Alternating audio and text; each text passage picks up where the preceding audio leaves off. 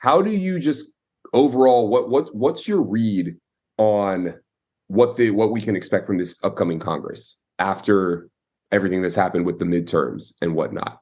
Because they're going to get in office, I believe, January 20th. That's just around the corner. There'll be a forced recalibration, I believe, on both sides. They'd both be idiots not to. Again, there was this expected red wave that never came, right?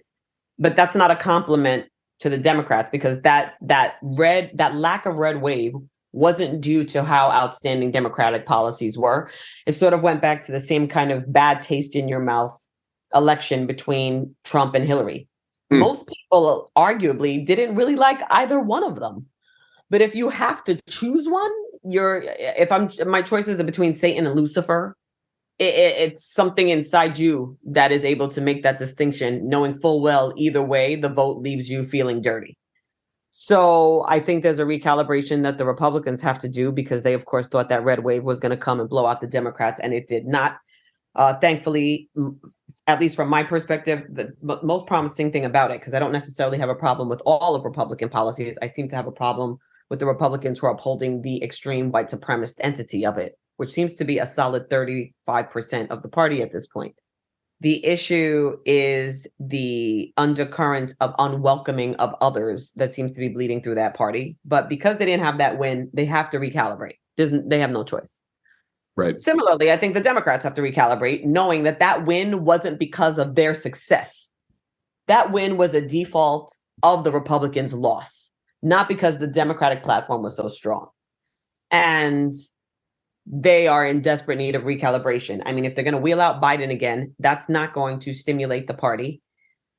Personally, I think the thing that would engage the election the most from an entertainment value would be a Gavin Newsom DeSantis adversarial presidential run.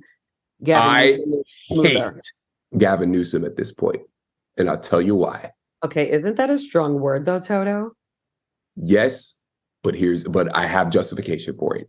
This nigga is getting everybody excited about reparations in California when we all know that shit ain't fucking happening.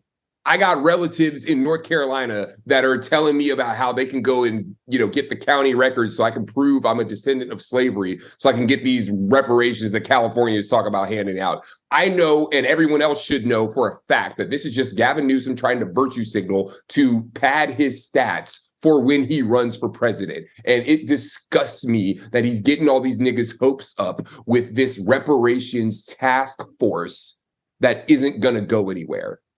Niggas are arguing back and forth. I don't know what his platform is. A bunch of niggas don't even realize that this shit is just California. They think it's actually being done at the federal level. They're like, why is California first? It's Gavin Newsom just, initiating a reparations task force so that when he runs for president, he can win the Democratic. He can say, look, right, I said I would do this. I have questions about the reparations platform, regardless of who it's coming from. I'd like to know how that calculation is being made, how America alone can be held responsible for that, during a time that slavery was occurring internationally and still is, quite frankly. And I think more important than economic reparations is access to resources.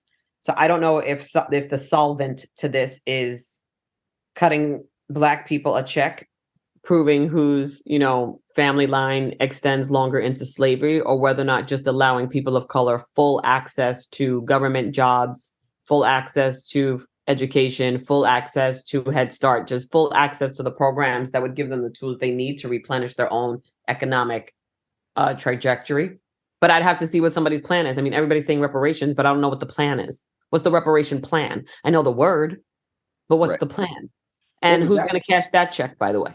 Yeah, the task force has put out some literature, so they at least explain themselves about here's how we came to this calculation of money. Here's how we came to this determination of who would get it, and da-da-da. And that's all nice and well and good. Sure, the language sounds great. But it's not happening. And I just hate the fact that you already have people, one, getting their hopes up, and two, you have Black folks arguing back and forth over it. There's nothing to argue about. You can't argue about zero, which is what everybody has. You're arguing about something imaginary at this point. There's no 40 acres and a mule, so don't worry about it. They can't even push through the student loan forgiveness. You think you're going to get reparations? Everybody, don't get your panties in a twist. Thank you. They can't even get they can't even get student loans done at the congressional level because it's being held up right now in the courts because Biden tried to do it with an executive order, which we talked about this time last year. We knew it was going to get challenged in the courts. And with this Supreme Court, good fucking luck. Right. And he did it. It's sort of like I think he did the same thing Newsom did by wheeling out the reparations word. I think Biden wheeled out the student forgiveness term, knowing he can't do it, but at least it doesn't look like it's on him, right? That's not on the Democrats, that's on them. But if you wheel it out in a way that is hindered, there is a strategic plan already in place to hinder it, then that's actually not a thoughtful plan. And it almost looks complicit, but in a really passive aggressive way. Well, here's what I'd say to that. It's not about Biden saying it's not on the Democrats. It's about Biden saying it's not on him. He said multiple times, Congress needs to pass this. I'm going to sign anything that they send me for this. Okay. Send me a bill, get it through Congress.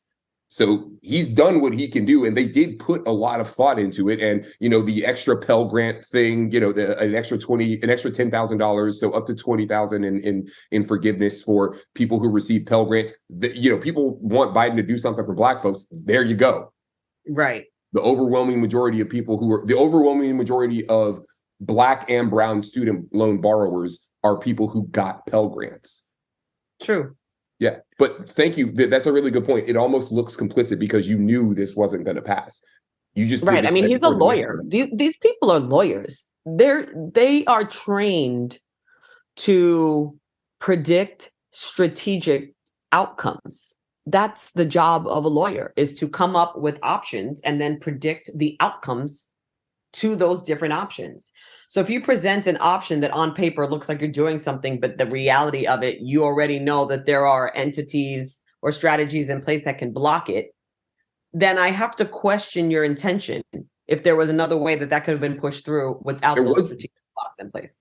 Okay, I'm glad that you put that out there, and I appreciate the thought, but there was nothing. There was no other way Biden could have done this with an executive order that would not have met a court challenge that would probably be dead on arrival with this Supreme Court. Okay, fair enough. And furthermore, there's the argument about creating bad case law that I'm worried about, because he has done a lot of other targeted forgiveness that hasn't been blanket forgiveness like he did with this executive order. Specific things where it's like, oh, if you went to this specific scam school over here, you get your loans forgiven. Oh, if you did that, you know what I mean? Like very targeted, smaller ones, $1 billion here, $1 billion there, that type of forgiveness, right? And what the folks who were thinking ahead were worried about is he did the executive order. It's going to get challenged. It's going to eventually go to the Supreme Court. If the Supreme Court kills it, which they are very likely to do, then that might set a precedent so that he can't do any of the other forgiveness that he has been doing. True. Thank you for validating my point. They're complicit, both sides. That's why I don't support either side.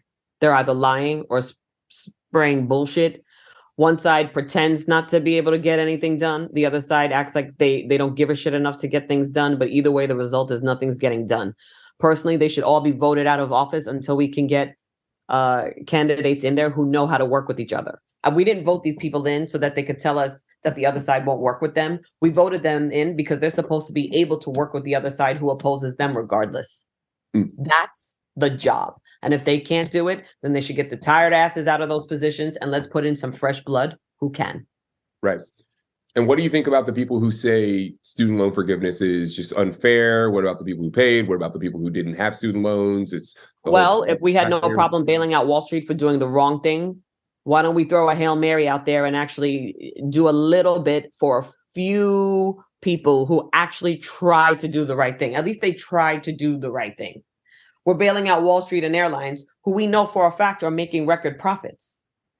So if we're willing to bail them out for doing the wrong thing just to keep the economy going, why wouldn't we, with all of our Christian values and all of our alleged support for education, just take a little bit of an edge off? Biden's not forgiving everything. He's forgiving maybe 10 or 20%. The average person has anywhere between $50,000 and $100,000 worth of loans. Even if he shaves off 10 grand, Jesus, you're still left with the rest.